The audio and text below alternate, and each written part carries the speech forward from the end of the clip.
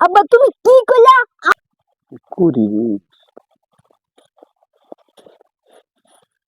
আব্বা আব্বা আব্বা হ্যাঁ মা তো নানি বাইতেছে গা, তুমি মা লগে কি করছো? হ্যাঁ, মা তো নানি বাইতেছে গা। বাবা রে তোরে বুঝা পারতাম না, তোর মা শৈল প্রচুর রাগ। একটা কথা কইলে সেত করে উঠে, কামের তাইলে সেত করে উঠে। এখনটা তোর মার একটা কথা কইতে না, খালি চেত দেয়, খালি জাগা তোর নানি বাইত। আমি কি করতাম? জাগবা আর আনতাম না আমি। হ্যাঁ আব্বা তুমি কি কইলা?